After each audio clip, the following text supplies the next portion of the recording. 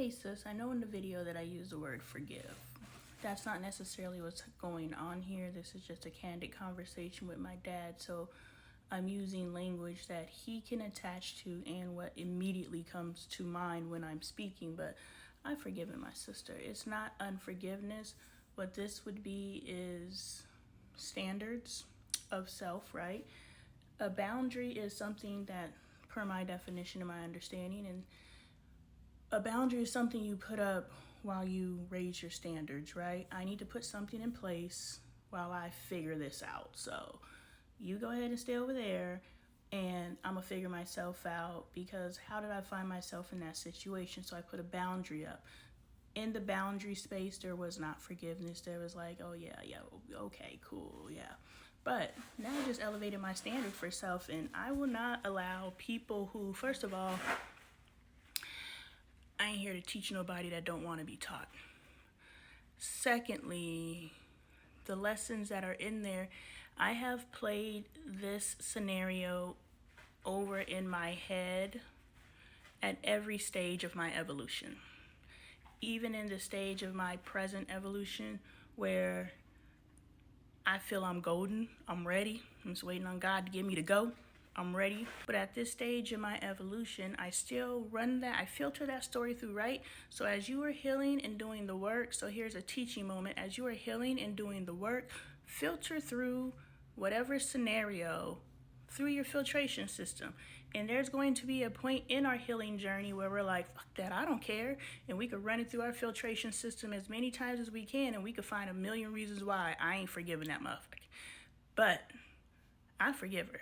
What I qualify as unforgiveness is a feeling in my gut.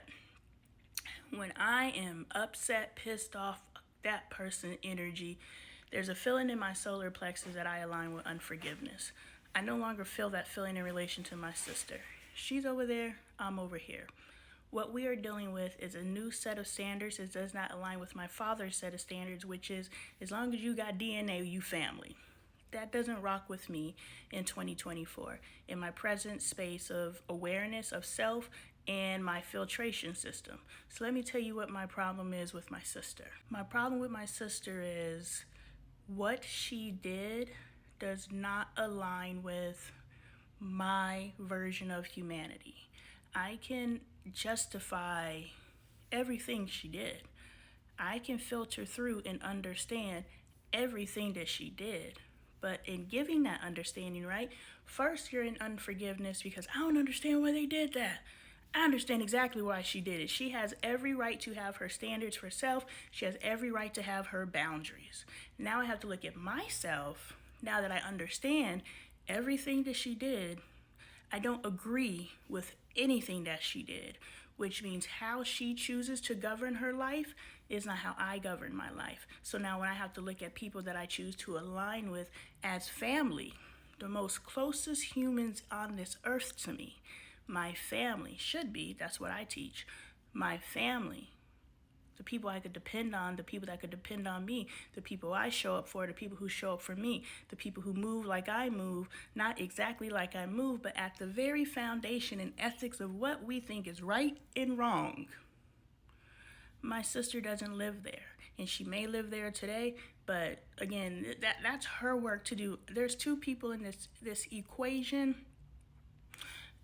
and I'm only responsible for me.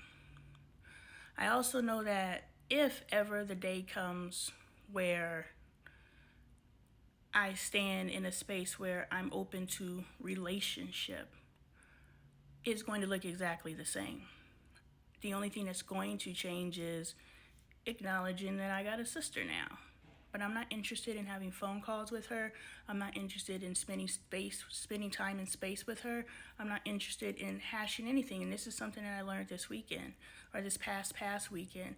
I shared space with people that I previously had an issue with. But God moved through that house, healed all those relationships, and after I healed the relationship, I was like, okay, we could resume back to before I had an issue with them. I was like, no, I'm not unblocking you. Why? No, I'm not going to start calling you again. Why?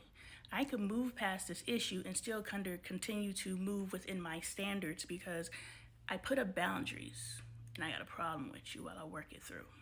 And as soon as I work it through, now it just elevated my standards. So yeah, now we're cool, and I've apologized and I've owned my part in it. I don't gotta go back to how we were. So yeah, I never really had a sister, and that's what some people may not understand. I have attachment issues and detachment issues that I have not worked through because I don't know. I guess I'm bringing it up now, so the light has been shown, so God will start healing through that. But I compartmentalize with the best of them.